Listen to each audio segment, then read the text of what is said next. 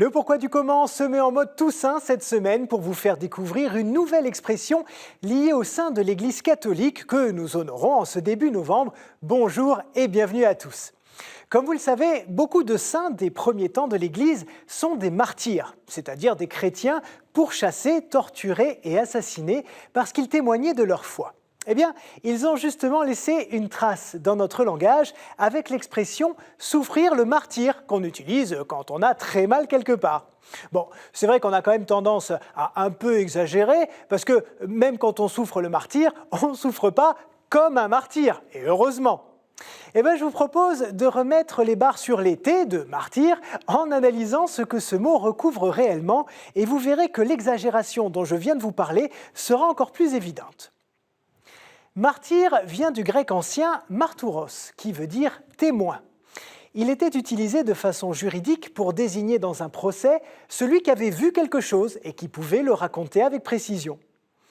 Ce terme prend un sens biblique dans les Actes des Apôtres, le 5e livre du Nouveau Testament, qui raconte les débuts de l'Église primitive à Jérusalem.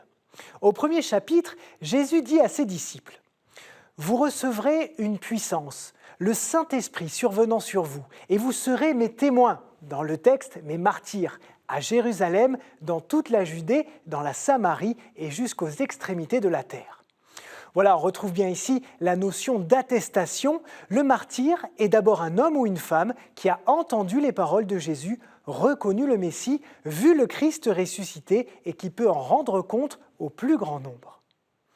Or, être un tel témoin implique une fidélité à toute épreuve, jusqu'à éventuellement la mort.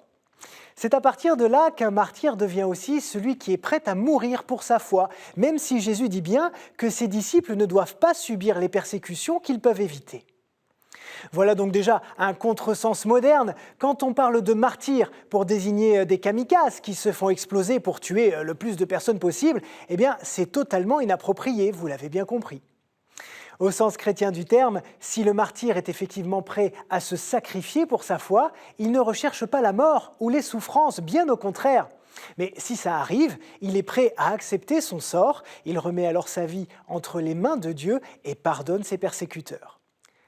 En l'an 35, ce fut le cas par exemple d'Étienne, considéré comme le premier martyr chrétien qui a été lapidé à Jérusalem, puis de personnalités comme Blandine et Potin, livrés au taureau à Lyon, ou Laurent, supplicié par le feu à Rome, entre autres.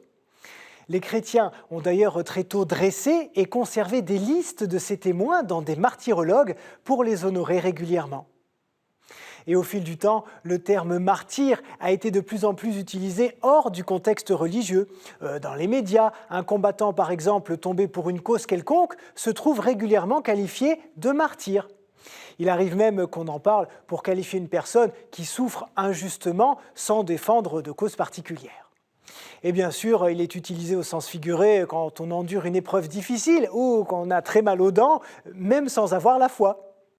Allez, pour finir, une petite révélation culturelle dont seul le pourquoi du comment a le secret. Figurez-vous que Montmartre, la butte et le quartier très connu de Paris, là où on a construit le Sacré-Cœur, veut dire le mont des martyrs, en référence notamment à celui de Saint-Denis. Voilà, c'est fini pour cette semaine. Je vous remercie d'être toujours aussi nombreux au rendez-vous et on se retrouve bientôt. Au revoir.